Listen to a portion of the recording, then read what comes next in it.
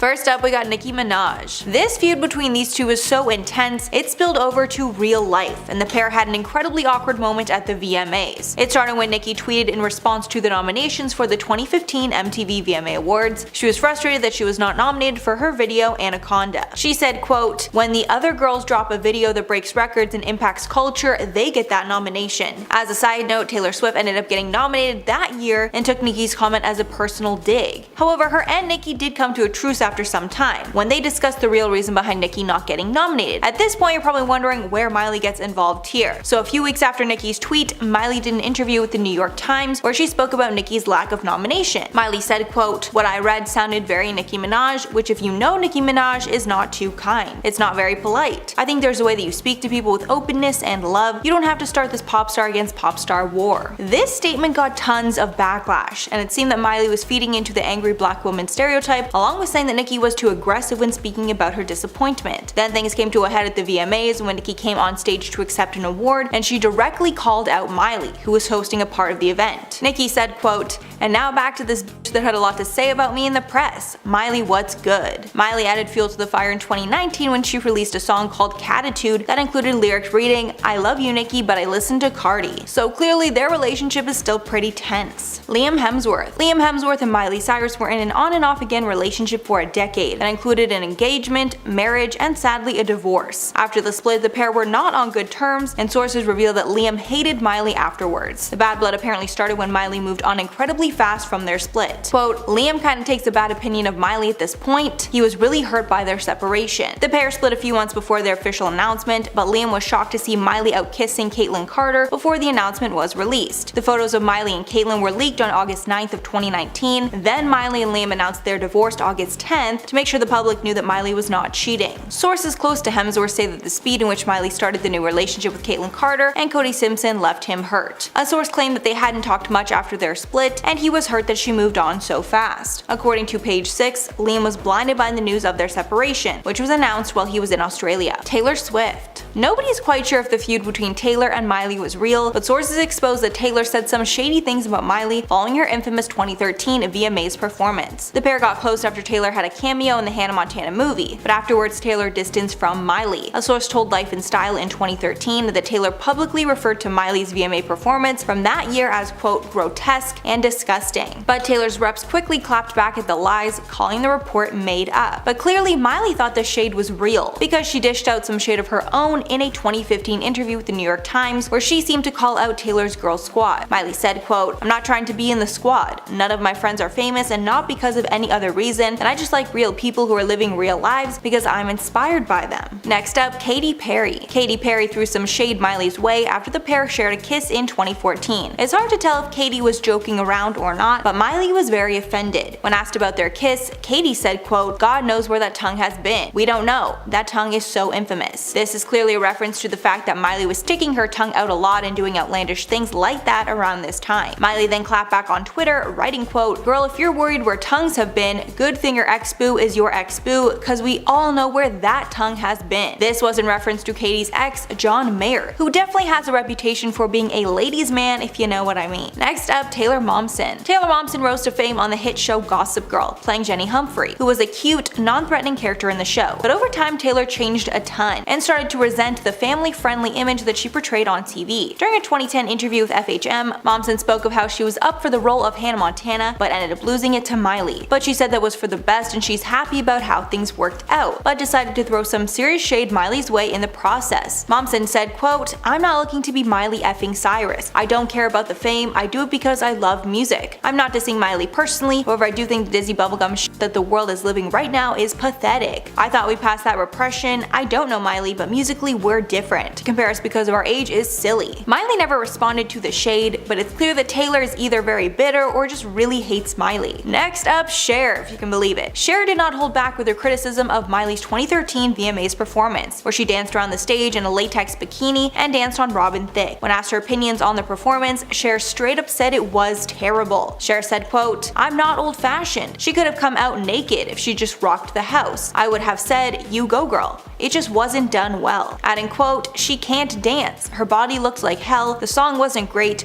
One cheek was hanging out, and chick, don't stick your tongue out if it's coated. Cher continued that it might have all been a publicity stunt to get people talking about Miley and her new look, but it seems that after reflecting on the comments, Cher actually regretted what she said, and said she was ashamed that she threw that much shade at Miley. Although Cher clarified that she does not apologize for what she said, and says she feels the next time she will just not share her opinions. Jodie Sweetin. Miley was called out by Jodie Sweetin's fans in 2016 after Miley posted a throwback picture showing Jodie partying, which was insensitive considering Jodie publicly came out as sober since that photo was taken. Although Miley was probably trying to share a sweet moment, Jodie's fans felt it was very insensitive that Miley was reminding Jodie of this unfortunate time in her life when she was struggling. When E! News asked Jodie about the photo, she took the high road, saying, quote, "I don't pay attention to the negative stuff. I have so much good stuff going in my life right now that I try not to pay attention." After all the heat, Miley edited the caption to read, "Current mood, #Fuller House, only you freaks take this as shaming. To me it looks like Stephanie is having an effing gay old time." So clearly Miley did not understand the criticism and defended the photo as the pair were having a good time. Shanae Grimes. Following the release of Miley's viral music video for Wrecking Ball, Shanae Grimes called out Miley on Twitter, saying she needs to bathe after the gross video. Grimes tweeted, quote, "What the F is up with Miley's new music video? I mean, I don't know the girl, but if I did, I demand she bath twice, put on some clothes, and give her a big hug. She looks like she needs it." But that was not all. Grimes' husband, Josh Beach, also chimed in shading her music video and saying that Miley needs to be very wary of how her young fans will take it. Beach wrote in his blog, quote, "Miley's got a new video and to be honest, I like the song. The video is maybe a bit unnecessary considering her fans are aged between 10 and 12, but whatever floats your boat, I guess." Next up, Ed Sheeran. Following Miley's MTV VMA performance with Robin Thicke, Ed shared his very critical thoughts about Miley's dance moves. In an interview with The Mirror, Ed Sheeran referred to her dancing as stripper moves and not appropriate for her audience. Then when asked about her Wrecking Ball music video, Ed replied, quote, "Twerking is what exotic dancers do, it's a fact. If you go to an adult club, they twerk. You shouldn't be encouraging little kids to dance like that. If I had a daughter of mine, I wouldn't want her doing that." Adding, quote, "When I first heard Wrecking Ball, I thought it was a brilliant song, but the video distracts too much from it." But apparently after Sheeran said those strong words about Miley, he regretted it and wants to apologize for what he said to her. While speaking to Howard Stern, Ed said that he was pretty drunk from an after party when reporters came up and asked him about Miley. At the time, he thought he told Miley to stop with the raunchy dancing in a nice way, but he got tons of anxiety when he realized that he was really mean to her. He added, quote, "I said something along the lines of, 'Your voice is amazing, your songs are amazing, just stop twerking.' I didn't say it in the nicest way, and I do genuinely love her music and think her voice is great." But it seems that Miley did not accept his apology, because at the time he said some really rude stuff. While Miley was talking about her newest project at the time, Malibu, Billboard asked if her new album is, quote, "pretty singer-songwriter-y, no?" Cyrus replied, quote, "Yeah, but not granola. I don't listen to Ed Sheeran and John Mayer and stuff." First up, Joshua Bassett. If you're familiar with how Olivia Rodrigo rose to fame, you know that her former co-star Joshua Bassett was a big part of it. Olivia and Joshua starred alongside each other in the Disney series High School Musical, the series. Yes, that is the real name. And it was rumored that the pair were dating in 2020, but nothing was ever confirmed, until Rodrigo released her now hit single, Driver's License. The song took digs towards Joshua Bassett and fellow Disney alum Sabrina Carpenter, who was rumored that Bassett dated after splitting with Rodrigo. On Driver's License, Rodrigo sings, quote, "And you're probably with that blonde girl who always made me doubt. She's so much older than me, she's everything I'm insecure about." Again hinting at Carpenter, who is 3 years older than her. This song came 6 months after Bassett released his own song on the Disney Love Triangle called Anyone Else. He said, quote, "How am I supposed to think about anything else? How am I supposed to go on keeping this to myself?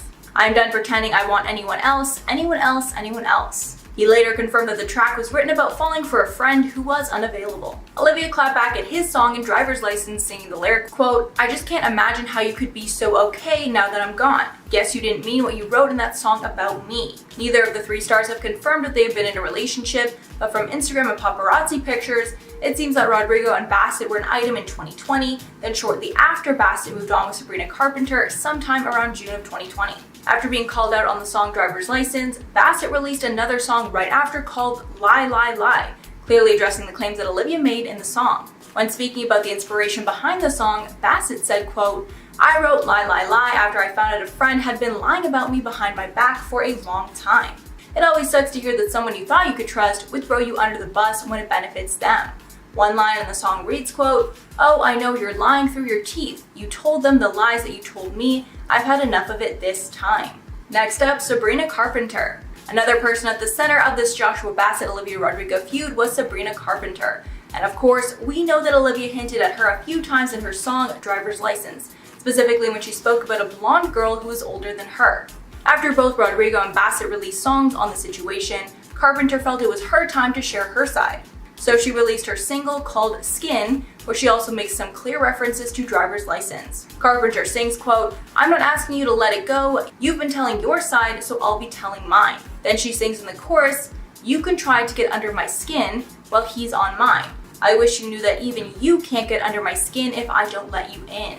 Carpenter even referenced the infamous blonde girl line, responding, quote, "Maybe you didn't mean it, maybe blonde was the only rhyme." However, even though this is a clear response track, Carpenter denied that the song was about Rodrigo. When asked about it, Carpenter said, quote, "Skin isn't calling out one single person. Some lines address specific situations, while other lines address plenty of other experiences I've had this past year. It also shows that many things have actually gotten under my skin, and I'm still learning not to give other people so much power over my feelings." Carpenter also praised Driver's License and spoke about how great of a song it is. Next up, Courtney Love. One celebrity who definitely hates Olivia Rodrigo is Courtney Love, and she took out her anger on Instagram and Facebook in a series of posts. The feud between them started when Courtney posted a side-by-side comparing Rodrigo to her band Hole's album cover, Living Through This. Courtney captioned the shady post, quote, "Spot the difference, hashtag twinning." Rodrigo played off the situation by commenting, quote, "Love you and live through this so much." But clearly Courtney didn't want this to be blown off, and she wanted some sort of apology from Rodrigo. So Love commented back, quote, "Olivia, you're welcome. My favorite florist is in Notting Hill, London. DM me for deeds. I look forward to reading your note." We assume nothing more happened because Love then took to Facebook to throw more shade. Love posted a long rant about Rodrigo and her label Geffen, which also released Love's album Living Through This. Writing, quote, "Does Disney teach kids reading and writing? God knows. I suppose I thought it was meant to honor Live Through This. No credit given where due, that's ass." Adding, quote, "Let's see. Yes, this is rude, rage-inducing. Honey, if I had $1 for everyone this happens, I'd be rich." Many of Love's fans supported the outrage and claimed that Rodrigo had a history of ripping off other artists. However, many fans also came to Olivia's defense and stated that the crying prom queen is a common trope in movies and music, with it originating in the movie Carrie.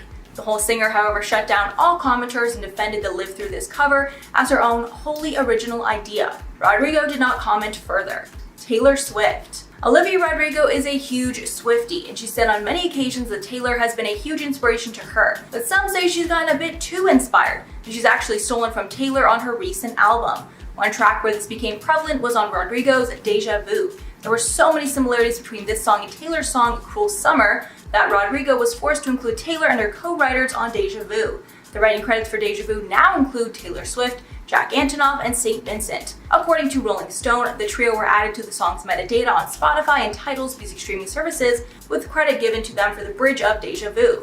Later in interviews, Rodrigo admitted how influential Taylor was to her on that song. Swift and Antonoff were also given credit for another track from Sour titled One Step Forward, Three Steps Back. This song is very similar to Swift's New Year's Day, co-written by Swift and Antonoff from Swift's 2017 album, Reputation. Taylor fans are also suspicious of Rodrigo because she's claimed to be a huge Taylor Swift fan many times in the past. However, she's also been friendly to Kim Kardashian, who is an enemy of Taylor's. Olivia sent a PR package to promote Sour, including a letter saying, quote, "Thank you so much for supporting my music. It means the absolute world. I just adore you. I wanted to give you a few goodies to celebrate the release of my first album, Sour. Sending you and your fam so much love." This was sent to Kim. After Rodrigo sent Kim the PR package, Rodrigo's Instagram was flooded with snake emojis because Taylor fans felt that Olivia was betraying Taylor. Although other fans did come to Olivia's defense and claim she is allowed to promote her album any way that she wants to. Neither Taylor or Olivia commented on the situation further.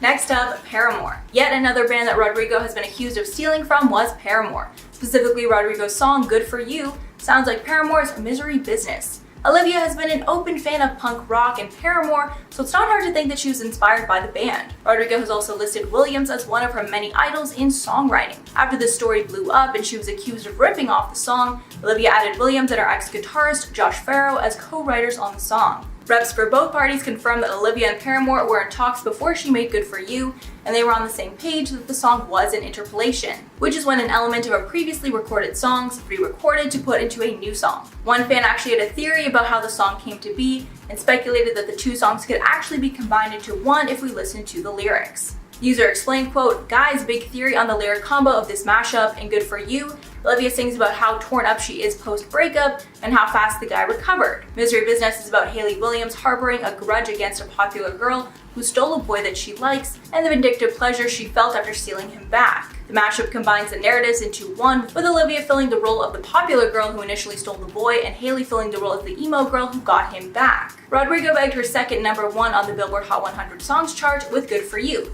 So clearly all the hoopla around the song was worth it. And lastly, Elvis Costello. The last case of Olivia stealing from another artist was Elvis Costello. On Olivia's song Brutal, she was accused of stealing a guitar riff from Costello's song Pump It Up. When the song was first released, Twitter user Belly Edwards tweeted, quote, "First song on the album Sour is a pretty much direct lift from Elvis Costello." In response to The Guardian's report on Rodrigo being accused of plagiarism, Elvis Costello then decided to set the record straight himself, and he responded back by tweeting, quote, "This is fine by me, Billy. It's how rock and roll works. You take the broken pieces of another thrill and make it a brand new toy. That's what I did." It was nice to see Costello defending Rodrigo here, but it didn't stop his fans and many others accusing her of not being an original artist, rather just ripping off other artists and putting it all on her album, Sour. First up, we got Ariana Grande. Victoria Justice's most well-known feud is between her and Ariana Grande, who were co-stars on Nickelodeon's Victorious back before Ariana was mega famous. Although both women deny this feud, it's clear from the receipts that there was some tension between them. Since the early 2010s, fans have been convinced that Justice and Grande are rivals. The most notable moment that alluded to a feud happened during an interview with the 4 female leads of Victorious, which featured Grande, Justice, Liz Gillies, and Daniela Monet. During the Popstar magazine interview video, the cast members played a game where they said things about one another that fans might not know. During the interview, Gillies gushed about Grande's singing voice, telling the publication, quote, "She sings everything, and it's a good thing because she has a beautiful voice, and it's awesome. She sings absolutely everything, she never stops." When the other members of the cast started to agree, Justice looked very annoyed and interrupted the conversation by saying, quote, "I think we all sing a lot," while appearing to roll her eyes, which is obviously downplaying the compliment that was supposed to be for Ariana. Then years later, when it was announced that Victorious was ending, Ariana took to Ask FM to share her thoughts on why the show was over. She wrote, quote, "Sweetheart, the only reason Victorious ended is because one girl didn't want to do it. She chose to do a solo tour instead of a cast tour. If we had done a cast tour, Nickelodeon would have ordered another season of Victorious, while Sam and Cat filmed simultaneously, but she chose otherwise. I'm sick of the BS." This was clearly a reference to Justice, who had released her own music at that time and announced that she was going on a tour with this new music. But Justice disagreed and clapped back on Twitter with her side of the situation, writing, quote, "Some people would throw someone they consider a friend under the bus just to make themselves look good. Hashtag stop being a phony, hashtag if they only knew." This tweet was most likely intended to play on the rumors that the show was actually cancelled so Grande could star on Sam and Cat with Jeanette McCurdy. But the shade did not end there. Years later, Ariana was doing an interview where she spoke about her past working on Victorious and shaded an unnamed co-star. Quote, "I worked with someone who told me they'd never like me, but for some reason I just felt I needed her approval, so I started changing myself to please her. It made me stop being social and friendly. I was so unhappy." This seemed to be clearly in reference to Victoria, since Ariana was good friends with many of her cast members after the show ended, but Victoria attempted to clear it up years later on the Meredith Vieira show, saying, quote, "So basically there was an article in 17 magazine where she said that she was bullied on set, and the magazine basically alluded to it being me. So once the article came out, actually before it came out, she texted me privately and was like, 'Oh my gosh, I'm so sorry. You know how the media twists words. I was not talking about you. Obviously, I was talking about someone on Broadway that I had worked with before.'" This seemed to set things straight, but it also didn't make a lot of sense, and Ariana never confirmed it, so the feud rumors continued. Since it's been over a decade since the show ended, fans care less and less about this alleged feud, but it's clear that they are not friends because members of the cast, including Ariana, get together pretty often without Victoria. So maybe it wasn't only Ariana that had a problem with Victoria. Victoria was also not a part of music videos like 7 Rings and Thank You Next that featured several members of the Victorious cast, except Justice. It's clear that even if there was beef between them at one point, they want it to be over now. After the meme of Victoria saying, "We all" went viral, a fan commented on one of Ariana's posts, writing, quote, "I think we're all the best." Ariana responded to the comment saying, quote, "Shut the F up," with a heart, clearly wanting to shut down this meme. Victoria similarly squashed the beef rumors, telling TMZ in 2015, quote, "We're not best friends, but at the end of the day, I wish her well and she's doing great and I'm happy for her." So I guess after all that, I'll leave it up to you guys to decide. Next up, Nina Dobrev. Nina Dobrev and Victoria Justice were definitely related in a past life because the two stars look identical. I don't think I've ever seen a more insane case of a celebrity doppelganger. Because they look so similar and are only a few years apart in age, I'm sure they have to compete slightly for roles. Any role that one gets could easily be played by the other. They also had pretty similar careers. Both broke through about the same time in the late 2000s with popular teen-oriented television series, with Justice starring on Zoe 101 and Dobrev appearing in Degrassi. Then they both got their own shows, Victorious and Vampire Diaries. It's possible that with casting, these two ladies are very competitive. Maybe the casting director already saw one of the ladies and didn't think that they were the right fit, so they wouldn't even bother bringing in the other one, as a casting director would assume that they would just be the same. Also, it's safe to assume if they both weren't in the industry and both were competing against each other, we could assume that one of them could get double the roles that they have now, because they would get, both the roles that both ladies have. And obviously the two women know that they look alike. Victoria Justice told MTV that she gets mistaken for Nina daily, saying, quote, "Dude, you don't understand. I get this every single day. Everyone always confuses me for her." Maybe the women are annoyed that at this point in their careers, they are still mistaken for someone else. Next up, Kelly Flanagan. Former Bachelor contestant Kelly Flanagan took a super shady dig at her ex Peter Weber, aka Pilot Pete, and Victoria Justice got stuck in the middle. After sharing a photo featuring Pete, Victoria, and friend and fellow actress Manana Sanfelpo, Flanagan went to the comments to share her disdain for the trio. Flanagan and Weber dated for 10 months after his failed engagement ended. Flanagan left a comment on a fan account that reposted the photo, writing, quote, "A good family friend of mine, nice," referring to Renata. Clearly, she thinks there might be something going on between the two of them. Justice left her own comment on the photo, writing, quote, "So great catching up with you today, Pilot Pete. For those of you who watch The Bachelorette, I'm sure you know Peter. We've been friends since I was 9 back in Florida, and our moms are good friends, so let's not start any crazy rumors." She added at the time, quote, "I still have no idea how the show ends, can't wait to see." So clearly Justice wanted to deflect any rumors that she was trying to see Pete as more than a friend, but fans of Kelly's did not buy this and attacked Justice in the comments. Next up, the Victorious cast. After the show Victorious ended, the cast somewhat grew apart and moved on to different ventures, but it seems that most of the cast is still pretty friendly and even hang out from time to time. But when these hangouts occur, the star of the show, Victoria Justice, is nowhere to be found. There was clearly tension between her and the other cast members during the show that is translated over to present day. Maybe that's why none of the cast members other than Justice were interested in doing a Victorious reboot when it came on the table. When Justice was asked about the idea in one interview, she was completely on board with the reboot, saying, quote, "If the decision was ever made to do a reunion or a reboot, I'd be down for that, and I think everyone else would be too." Justice told HuffPost back in 2016, adding, quote, "It was all kind of like a theoretical thing and it never came to fruition.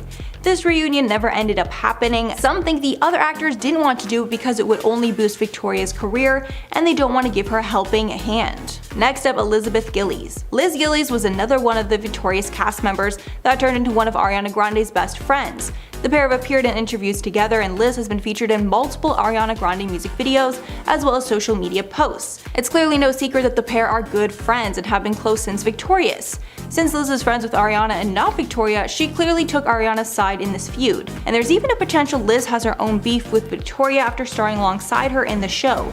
Neither star said any negative words about one another, but it's clear that Liz and Ariana are a package duo, and Victoria is not a part of their clique.